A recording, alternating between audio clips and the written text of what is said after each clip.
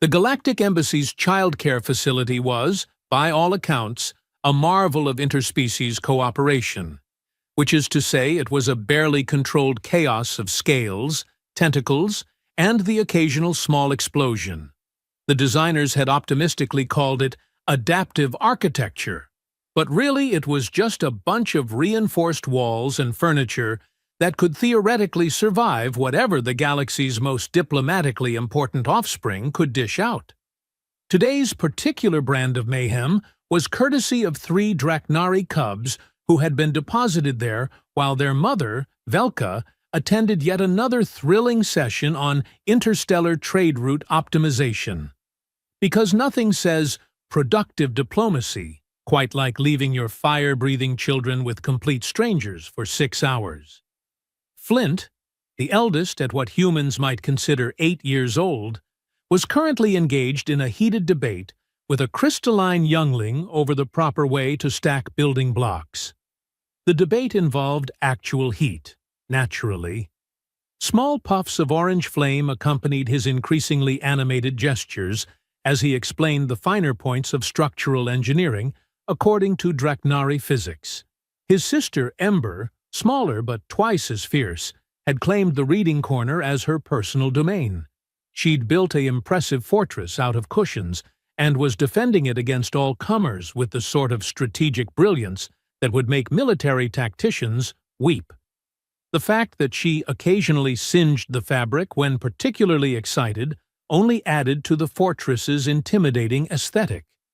The youngest, Spark, lived up to his name by bouncing between his siblings like a scaled ping-pong ball, leaving tiny scorch marks on whatever he touched.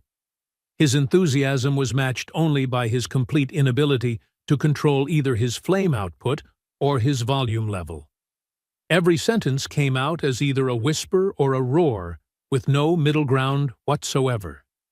The facility's staff had long since learned to keep fire extinguishers within arm's reach whenever Draknari young were in residence. Not because the cubs were dangerous. They were actually quite sweet once you got past the whole literal fire breath thing, but because excitement and flame control didn't exactly go hand in hand at their age. "Flint's being mean about my blocks," Spark announced to the room at large, his voice carrying the sort of righteous indignation that only children could muster. A small jet of blue flame punctuated his complaint. "Your blocks?" Flint's scales rippled with amusement. "They're everyone's blocks, little spark brain." "Don't call me spark brain. More flames. These ones decidedly more orange and considerably warmer." From her cushioned fortress, Ember sighed with the world-weary air of someone far older than her actual age. "You're both being ridiculous. The blocks clearly belong to whoever can build the best structure, which is obviously me."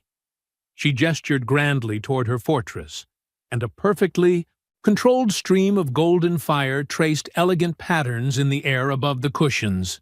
Show off! The facility's automated monitoring systems, bless their digital hearts, had been dutifully recording elevated heat signatures and increased decibel levels for the past 20 minutes. Somewhere in the embassy's security center, various colored lights were blinking with increasing urgency, because apparently 3 children having a perfectly normal sibling discussion was cause for tactical alerts. Korth, the embassy's chief of security, was having what could charitably be called a bad day. The insectoid officer's compound eyes were designed to track multiple threats simultaneously, but even evolution hadn't prepared him for the particular brand of chaos that diplomatic childcare presented. His afternoon had started reasonably enough. A few minor disputes between trade delegations, one diplomat who'd gotten lost trying to find the cafeteria, and the usual complaints about the temperature settings in Conference Room B. Standard embassy business. Then the alerts had started coming in from the childcare facility. Elevated thermal readings. Check. Increased vocalization levels. Double check. Potential combustion events detected. Triple check with a side of impending headache. Korth's mandibles clicked together in what passed for a sigh among his species. Draknari younglings were challenging. Their idea of play often involved controlled pyrotechnics, and their version of indoor voices could rattle windows 3 floors away. Add in their natural pack mentality and tendency to view any form of authority as a personal challenge, and you had a recipe for administrative nightmares. The final straw came in the form of a priority message from the embassy's upper management. Apparently, some bureaucrat in a comfortable office had decided that the child care facility was becoming too disruptive to the important business of politics. The solution, naturally, was to relocate the problematic elements to a more secure and isolated environment. In other words, take the dragon cubs away from their toys and friends and stick them somewhere quiet where the adults wouldn't have to hear them being, well, children. Korth stared at the relocation order for a long moment, his antennae twitching with the sort of resigned irritation that came with working in middle management across the galaxy. He'd dealt with security breaches, diplomatic incidents, and the occasional actual invasion attempt. Somehow, none of those had prepared him for the delicate art of explaining to fire-breathing children why they needed to move to what amounted to a very nice jail cell. He gathered his security team, 3 other Hyvanari officers who looked about as thrilled with this assignment as he felt, and headed toward the childcare facility. The plan was simple: explain the situation, pack up the cubs' belongings, and escort them to the new location with minimal fuss. It was a good plan. It was a reasonable plan. It was exactly the sort of plan that the universe delighted in destroying with extreme prejudice. The cubs sensed trouble the moment Korth and his team entered the facility. It wasn't anything dramatic, no sudden silence or ominous music. Just that subtle shift in attention that children everywhere seemed hardwired to detect. The moment when adults stopped being background noise and became something that required immediate and complete assessment. Flint's head snapped up from his building blocks. Ember peered over the ramparts of her cushioned fortress. Spark stopped bouncing and planted his feet, tiny wisps of smoke curling from his nostrils. "Flint," Ember said quietly, her voice carrying none of its earlier playfulness. "Why are the security bugs looking at us like that?" "I don't know," Flint replied, moving subtly to position himself between his siblings and the approaching officers. "But I don't think they're here for story time." Korth cleared his throat, a sound like autumn leaves being shuffled by mechanical feet. "Young Draknari, we need to discuss a change in your accommodations. You'll be moving to a new location within the embassy." The temperature in the room seemed to drop and rise simultaneously. The other non-Draknari children began quietly backing away from the conversation, their own species' survival instincts kicking in with admirable efficiency. "Where?" Flint asked, and there was something in his tone that made Korth's exoskeleton itch. "A more suitable facility," one of Korth's officers supplied helpfully. "More appropriate for your particular needs." Which was exactly the wrong thing to say to 3 young Draknari who had spent their entire lives being told that their particular needs made them difficult, dangerous, or different. Ember emerged from her fortress, her golden scales beginning to shimmer with heat. "We like it here. We're not going anywhere without our mother." "Your mother is in an important meeting," Korth said, trying for a reasonable tone. "She's agreed to this relocation for everyone's safety and comfort." It was a lie, of course. Velka had no idea what was happening in the childcare facility. She was currently 3 floors up, debating shipping regulations with the patience of someone who had dealt with bureaucracy for several decades. But Korth figured a little creative interpretation of the truth was justified if it avoided a scene. Unfortunately, Draknari children were remarkably good at detecting lies. Something about enhanced senses and pack instincts made them natural truth detectors, especially when it came to adults who were trying to manipulate them. The cubs exchanged glances. Not words, glances. The sort of silent communication that siblings develop when they've spent their entire lives as a unit against the world. No, Spark said simply. It was a small word, delivered by the smallest of the three cubs. But it carried the weight of absolute conviction. Backed up by the quiet solidarity of his siblings, and punctuated by a small but decidedly intentional puff of flame. Korth felt his afternoon transition from bad to potentially career-ending with the sort of swift certainty that only comes from years of experience in crisis management. "This isn't a request," he said, signaling his officers to begin moving toward the cubs. "Please gather your belongings. We'll make this as easy as possible." The cubs didn't move. They didn't argue. They didn't throw tantrums or demand to speak to their mother. They simply stood there, three small figures arranged in a defensive triangle, and radiated the sort of quiet determination that had made their species legendary across the galaxy. Because here's the thing about Draknari children that the embassy's bureaucrats had apparently forgotten. They weren't just small dragons. They were small dragons with functioning brains, strong family bonds, and absolutely no patience for adults who thought they could be pushed around simply because they were young. The security team moved forward with their containment equipment, stun nets, restraint fields, the usual tools for dealing with uncooperative subjects.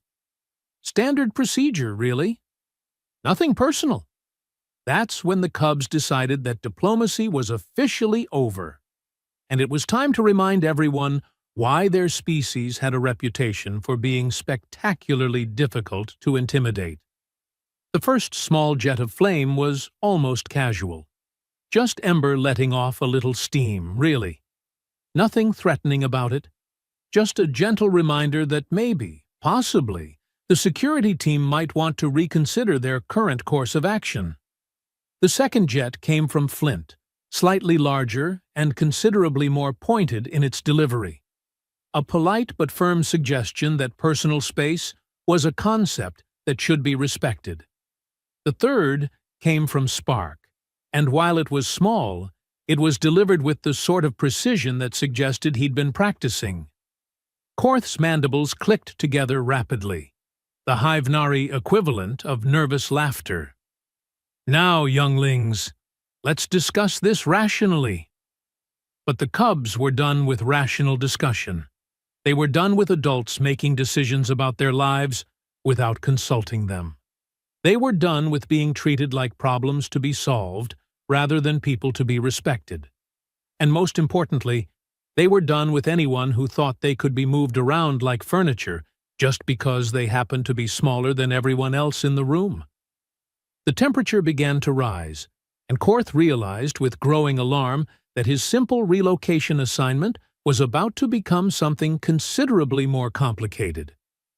What happened next could best be described as a master class in why you should never underestimate the tactical capabilities of children who happen to breathe fire for a living.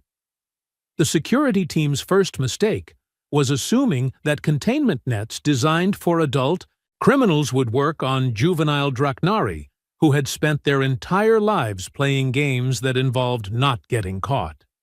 The nets deployed with military precision, sailing through the air toward their targets, with the confidence of technology meeting a simple problem.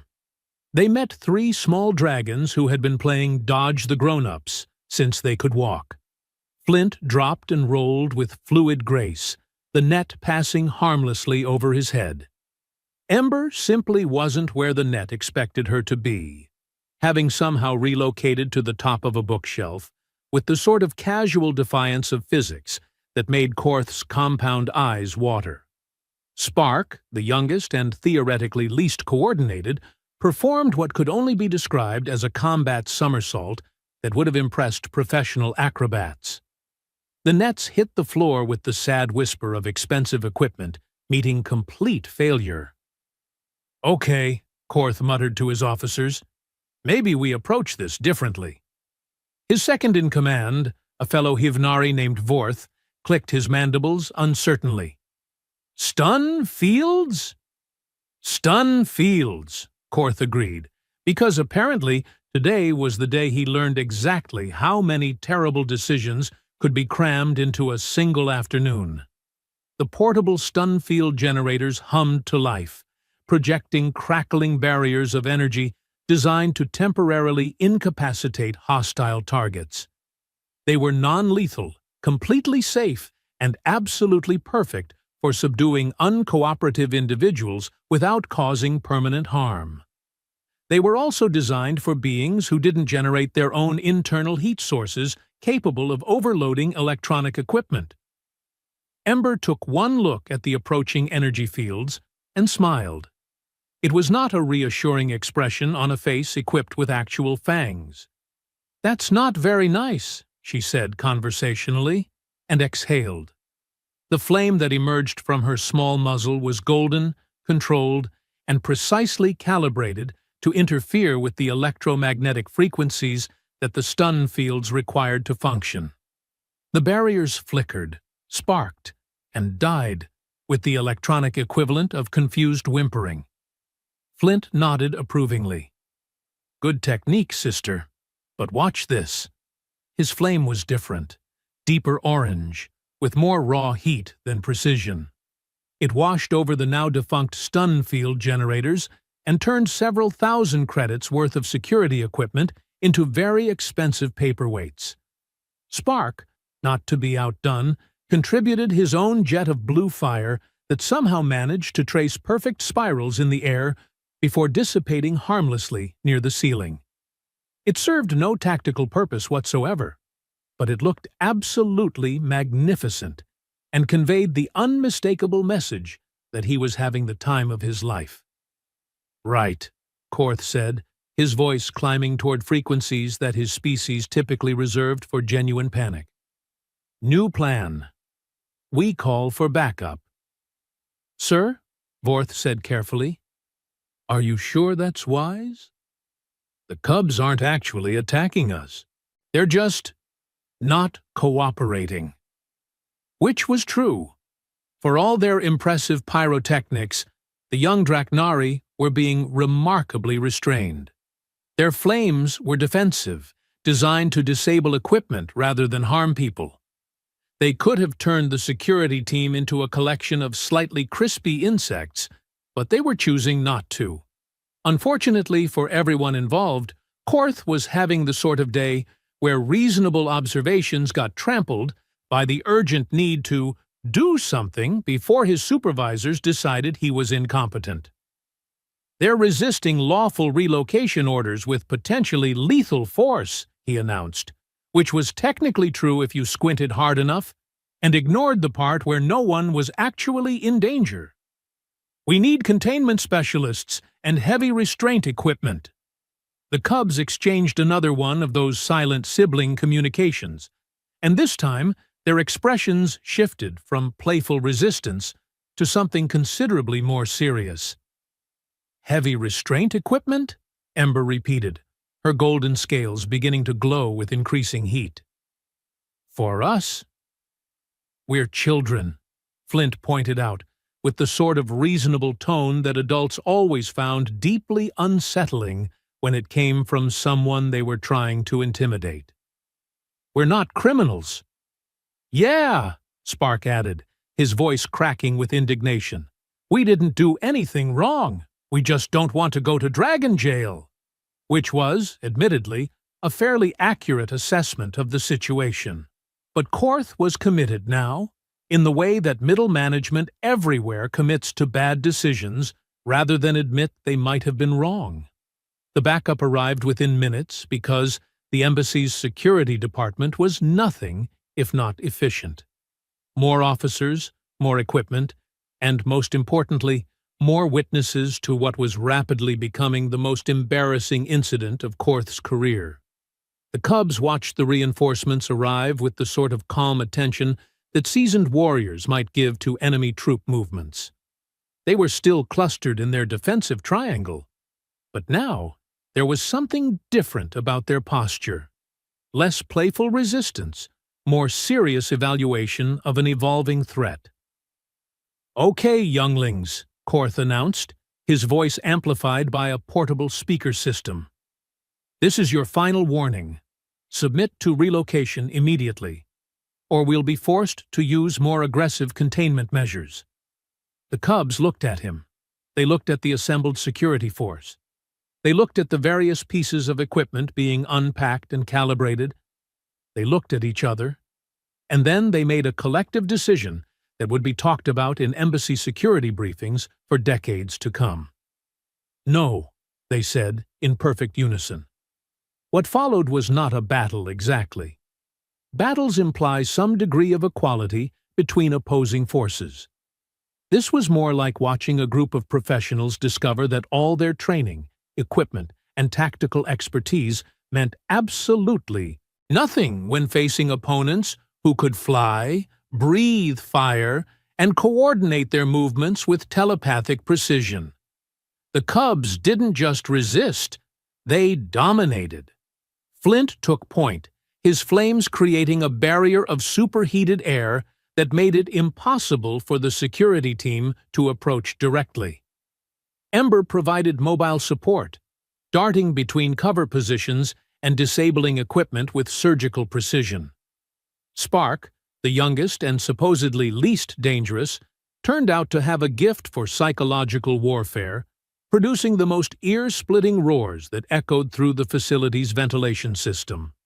Within minutes, the child care facility had been transformed into what military tacticians might call a contested zone, and what any reasonable observer would call a very expensive playground where the children were winning. The Cubs had turned every piece of furniture into a defensive position. Toy blocks became projectiles. Cushions became mobile cover. The reading corner became a command post, from which Ember coordinated their increasingly sophisticated defensive strategy. "This is insane," one of the security officers muttered, crouched behind an overturned table while small jets of flame periodically reminded him to keep his head down. "They're children," another officer protested. "How are children this good at tactical combat?" Which was exactly the wrong question to ask, because it implied that being small meant being helpless, and the Cubs were currently in the process of demonstrating just how incorrect that assumption was. Korth activated the facility's emergency protocols, because, apparently, his day hadn't reached peak catastrophe yet. Alarms began wailing throughout the embassy, emergency blast doors sealed the childcare facility, and automated systems began evacuating all non-essential personnel from the surrounding areas. The other young diplomats, the crystalline younglings, the aquatic spawn, the various other small beings who had been quietly playing during this entire confrontation, were efficiently relocated to safe zones by embassy staff who were much better at their jobs than the security team, which left the Cubs alone in their makeshift fortress, surrounded by what was rapidly becoming a significant percentage of the embassy's security force, while alarms wailed and emergency lights bathed everything in dramatic red lighting. "Well," Ember said conversationally from her position atop a barricade of educational materials, "this escalated quickly." "I think we're winning," Spark observed, sounding surprised but pleased. Flint was less optimistic. "We're holding our position, but they're going to bring heavier equipment soon, and eventually they'll just wait us out." Which was true. The Cubs were putting up an impressive fight, but they were still children, and children got tired, hungry, and eventually overwhelmed by adult persistence. Their flame reserves weren't infinite, and sooner or later, Korth's forces would figure out a way to counter their defensive advantages. But for now, in this moment, Three small dragons had turned a simple relocation order into what security reports would later describe as a significant tactical engagement resulting in extensive property damage and a complete failure of operational objectives. The Cubs had made their point with fire and fury, and that point was simple. Just because someone was bigger, older, and theoretically in charge didn't mean they could push children around without consequences. Of course, making a point and actually winning were two very different things. The Cubs were about to learn the difference between dramatic resistance and practical problem-solving. They just didn't know it yet. Korth stood in the corridor outside the sealed facility, looking at tactical displays that showed three small heat signatures holding defensive positions against a security force that was supposed to be handling routine embassy operations, not conducting siege warfare against elementary school students. His superiors were asking increasingly pointed questions about why a simple relocation had turned into whatever this was. His officers were requesting hazard pay for dealing with hostile combustion sources.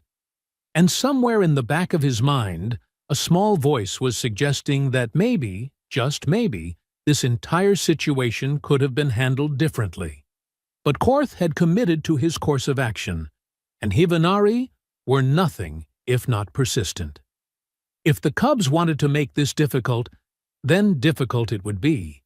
He was about to learn that sometimes difficult problems required solutions that came from completely unexpected directions. The Cubs settled in for what they assumed would be a prolonged siege, their flames flickering with determination and their young hearts full of righteous fury. They had no idea that their salvation was about to arrive in the form of the one being in the entire embassy that everyone else had completely forgotten to consider. But revolutions, even small ones, often begin in the most unlikely places, with the most overlooked people, at the most inconvenient times.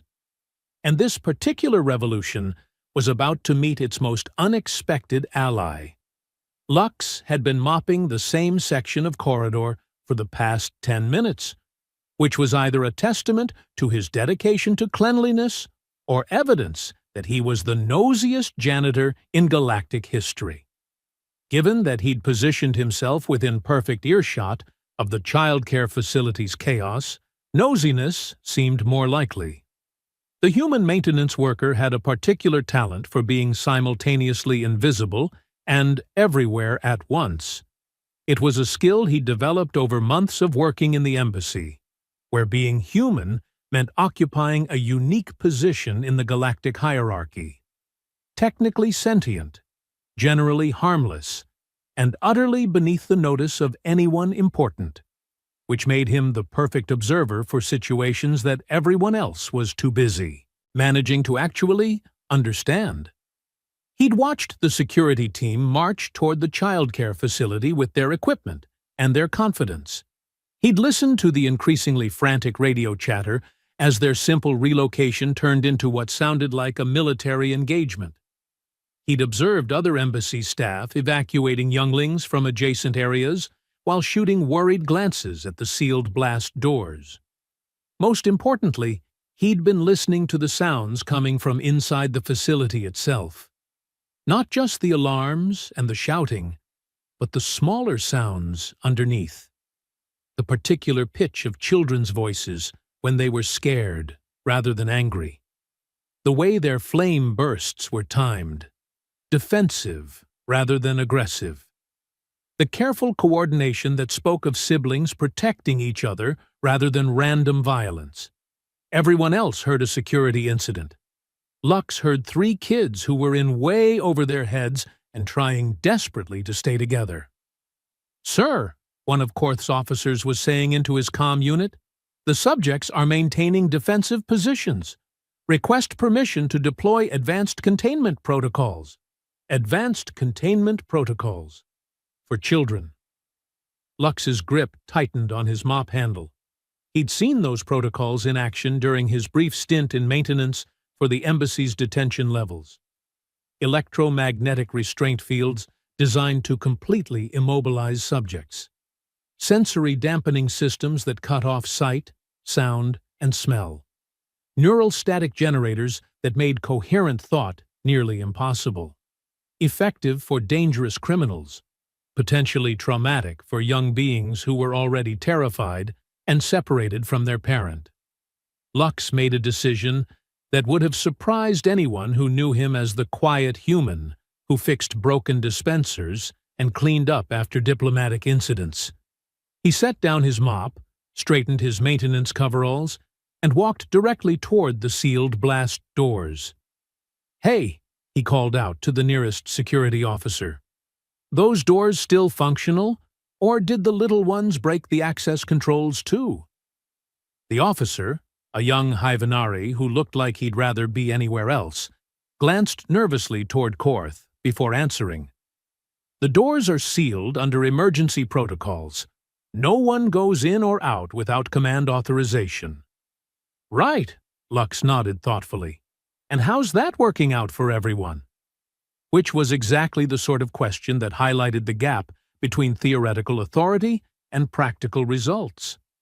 The security team had successfully contained 3 children in a single room, but they'd also managed to turn a routine relocation into an embassy-wide emergency that was generating the kind of paperwork that ended careers. Lux pulled out his maintenance tablet and began scrolling through building schematics with the casual efficiency of someone who knew exactly where he was going. Emergency protocols automatically engage ventilation system overrides to prevent atmospheric contamination, right?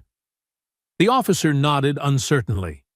"Which means there's independent air circulation to prevent anyone from suffocating if the room gets sealed for extended periods."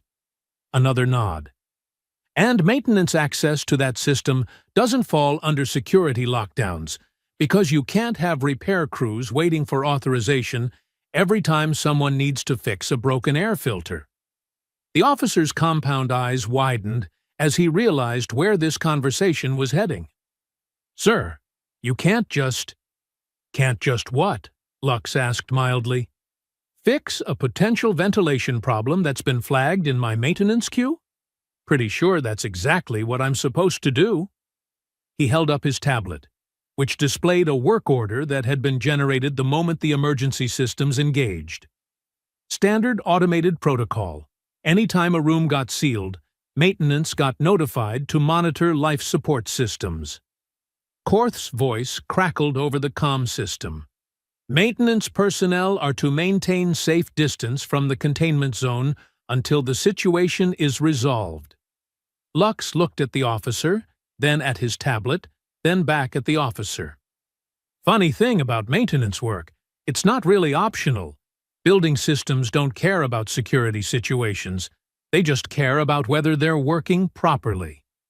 He started walking toward the maintenance access panel, his movements casual and unhurried. Behind him, he could hear increasingly frantic radio chatter as the security team tried to figure out whether they had the authority to stop a human janitor from doing his job. The maintenance tunnels that ran through the embassy were designed for efficiency rather than comfort. Narrow crawlways, endless pipes, and the constant hum of machinery that kept the building functioning. They were also completely separate from the main security grid, because architects had learned long ago that you couldn't have repair crews asking permission every time they needed to fix something. Lux navigated the tunnels with the confidence of someone who'd spent months learning every shortcut, access point, and forgotten corner of the embassy's infrastructure. He'd fixed broken dispensers in the diplomatic suites, replaced air filters in the conference rooms, and unclogged drainage systems that served species with wildly different biological needs. He'd also learned that the fastest way to understand any situation was to listen to the people who were actually experiencing it, rather than the people who were trying to manage it. The ventilation grate that opened into the childcare facility was positioned near the ceiling, behind a cluster of decorative plants that the interior designers had optimistically installed to create a calming, natural environment. The plants were somewhat singed now, but they still provided excellent cover for someone who needed to observe without being observed. Through the grate, Lux could see the cubs in their improvised fortress. They were still, maintaining their defensive positions, but he could see the exhaustion starting to set in. Spark was swaying slightly, his flames flickering with fatigue. Ember's golden glow was dimming. Flint was still alert, but his movements had the careful precision of someone running on determination rather than energy. They were holding their ground, but they wouldn't be able to do it much longer. And when their defenses finally failed, they'd face whatever advanced containment protocols the security team had in mind, unless someone gave them a better option. Lux quietly removed the ventilation grate and lowered himself into the room with the sort of practiced stealth that came from years of maintenance work in occupied spaces. His feet touched the floor with barely a whisper, and he took a moment to assess the situation from ground level. The cubs were arranged in their defensive triangle about 20 feet away, focused entirely on the sealed blast doors where they expected the next attack to come from. They hadn't noticed his entrance, which was exactly what he'd hoped for. Moving slowly and keeping his hands visible, Lux walked toward them, with the sort of casual approach that janitors used when entering occupied rooms. Not threatening, not sneaky, just someone going about their business who happened to be sharing the same space. "Afternoon," he said conversationally, as if dropping into besieged childcare facilities was just another part of his daily routine. 3 small dragon heads snapped toward him with startling synchronization. 3 sets of eyes locked onto the human who had somehow appeared in their sealed fortress without triggering any of their carefully maintained defenses. For a moment, the only sound in the room was the distant wail of emergency alarms and the quiet hum of life support systems. "Who are you?" Flint asked, his voice carrying the sort of wary politeness that suggested he was ready to either have a conversation or breathe fire, depending on how the next few seconds went. "Lux," he replied simply. "I fix things around here. Looks like there's been some kind of misunderstanding." Ember peered at him from behind her barricade of educational materials. "Are you here to take us to Dragon Jail too?" "Dragon Jail." Lux's eyebrows rose. "Is that what they told you? That you were going to jail?" "They set her location to a more secure facility," Spark said, his young voice perfectly mimicking the official tone Korth had used earlier. "But everyone knows that's just fancy talk for jail." Lux nodded thoughtfully, as if this was perfectly reasonable logic, which, from the cub's perspective, it probably was. "And you don't want to go to this secure facility?" "We want to stay here until our mother comes back," Flint said firmly.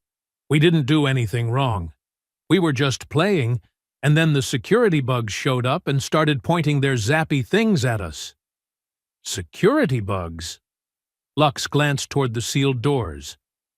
"Ah, you mean the Hive Nari officers, and the zappy things would be the stun fields." "They were going to hurt us," Ember added, her scales shimmering with residual heat. "So we defended ourselves. But we were careful. We only broke their equipment, not them." Which was true, and spoke to a level of restraint that the security reports would probably overlook entirely. The cubs could have seriously injured the officers, but they'd chosen to disable equipment instead. They were scared children trying to protect themselves, not dangerous criminals. Lux sat down cross-legged on the floor, a gesture that immediately changed the entire dynamic of the conversation. Adults who wanted to intimidate children stayed standing. Adults who wanted to talk sat down and made themselves equal. "Sounds like you've been having a pretty rough day," he said. The cubs exchanged glances, and something in their posture began to relax. Not much.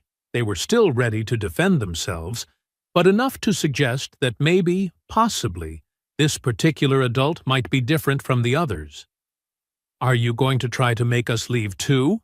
Spark asked. Lux considered this carefully. "Well, I'm not security, so I can't make you do anything. I'm just maintenance. I fix broken things and clean up messes." He looked around at the flame-scorched furniture and scattered equipment. "And this definitely qualifies as a mess."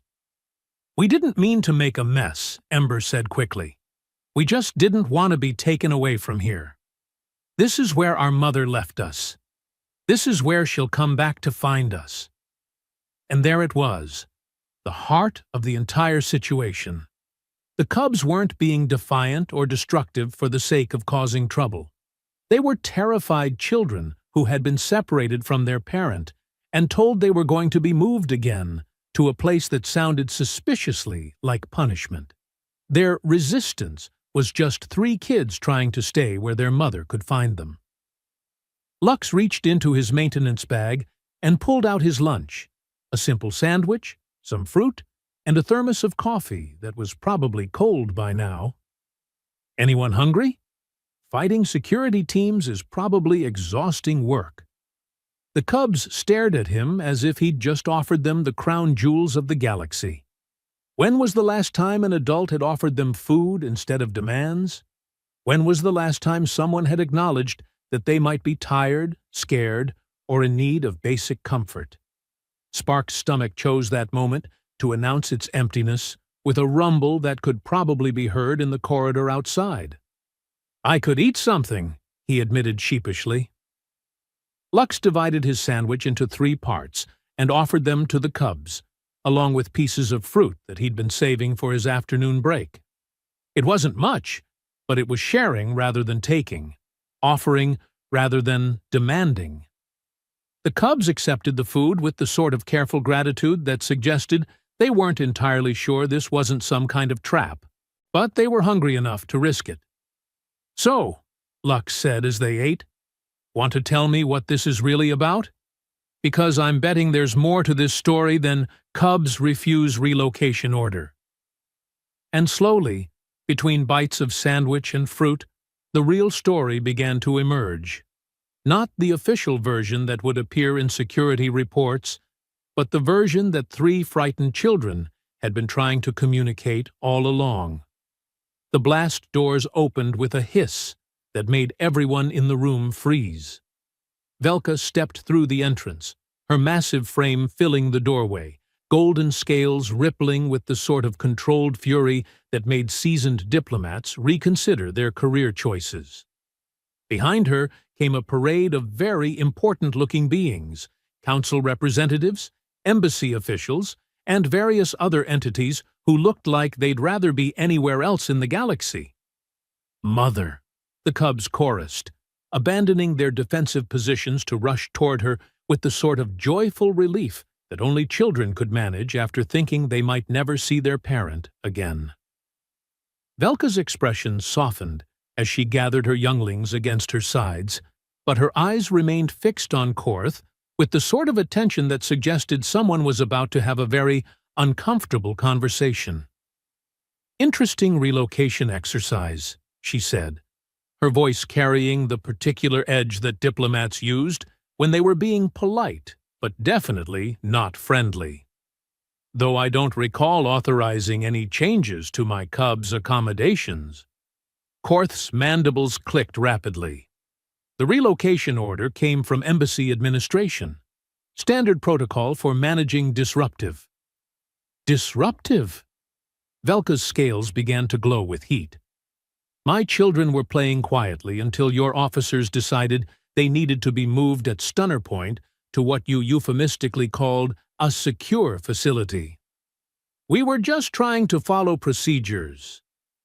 "You were following a test protocol," interrupted one of the council representatives, a being whose translator rendered their voice in the sort of crisp tones that suggested they were accustomed to ending arguments simply by speaking. "A test that you failed quite spectacularly." The temperature in the room seemed to drop several degrees as everyone processed this information. Test? Korth's voice climbed toward frequencies that his species typically reserved for genuine panic. The Galactic Council has been evaluating different species for inclusion in our new Interspecies Child Welfare Initiative, the representative continued. We needed to assess how various member species respond to crisis situations involving young beings from different cultures. Lux, who had been quietly observing from his position near the cubs, began to understand what had really been happening. So, the relocation order was fake. Completely fabricated, the representative confirmed. The cubs were briefed to respond naturally to any perceived threats, which for young Draknari means defensive flame production and pack coordination. We wanted to see how different security approaches would handle a situation involving frightened children who happened to possess dangerous capabilities. Ember looked up at Lux with wide eyes. You mean we were supposed to breathe fire at the security bugs? You were supposed to act like yourselves, Velka said gently. Which means protecting each other when adults tried to separate you unfairly. Spark bounced excitedly. So, we weren't in trouble? We were helping with an experiment? You were being yourselves, Lux said, offering the youngest cub another piece of fruit. Which apparently was exactly what they needed you to do. The council representative turned toward Korth with the sort of attention that made career advancement seem suddenly unlikely. Your response to 3 frightened children was to escalate force, call for backup, and implement siege protocols. You turned a childcare situation into a military engagement. Korth's exoskeleton seemed to shrink. They were resisting lawful orders with potentially lethal force. They were breathing small puffs of flame and hiding behind furniture, Velka pointed out, with devastating accuracy. My cubs could have seriously injured your entire security team within the first 30 seconds if they'd actually wanted to hurt anyone. Instead, they spent an hour carefully disabling equipment while avoiding harm to personnel. The representative's attention shifted to Lux, who suddenly found himself the focus of several very important beings. And you approached the situation how? I brought them lunch, Lux said simply. They were scared kids who'd been separated from their mother and told they were being taken somewhere that sounded like punishment. I figured food and conversation might work better than stunners and containment fields. You violated security protocols, Korth protested weakly. I fixed a ventilation issue and shared my sandwich, Lux corrected. Everything else was just conversation.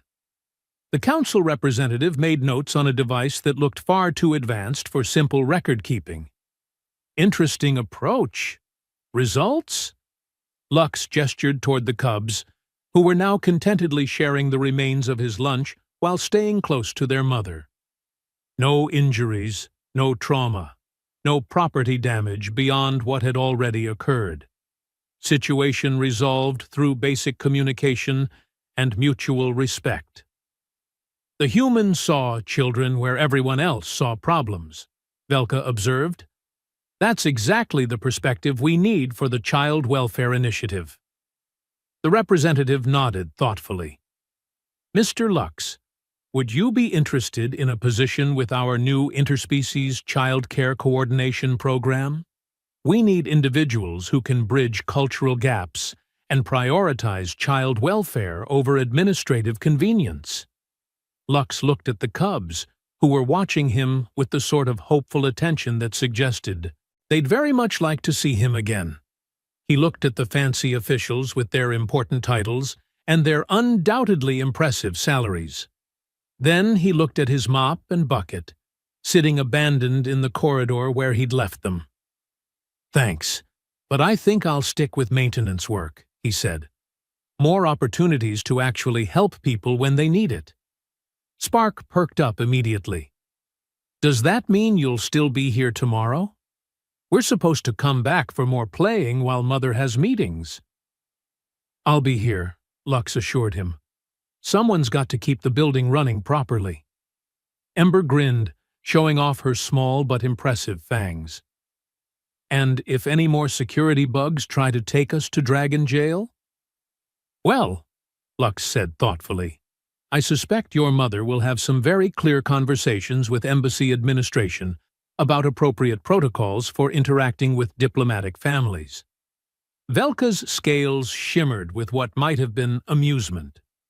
"Oh, yes. Very clear conversations indeed." As the various officials filed out to write reports and revise policies, Korth lingered near the doorway, looking like someone who'd just watched his career prospects go up in flames. Quite literally, in this case. "Sir," he said to Lux, his voice carrying a note of genuine confusion, "how did you know they weren't actually dangerous?" Lux considered this as he gathered up the remains of lunch and prepared to return to his regular duties. "I listened to what they were saying instead of focusing on how they were saying it. Turns out, most problems get a lot simpler when you start there." The cubs waved goodbye as he headed toward the maintenance access, already planning their next day of playing, while their mother attended diplomatic meetings. They had no idea that their brief rebellion had helped reshape galactic policy on child welfare, or that their new human friend had just turned down a prestigious job offer to keep fixing broken things and cleaning up messes. They just knew that tomorrow, if any security officers tried to push them around, there would be someone nearby who understood the difference between dangerous criminals and scared children who breathed fire. And sometimes, that understanding made all the difference in the galaxy.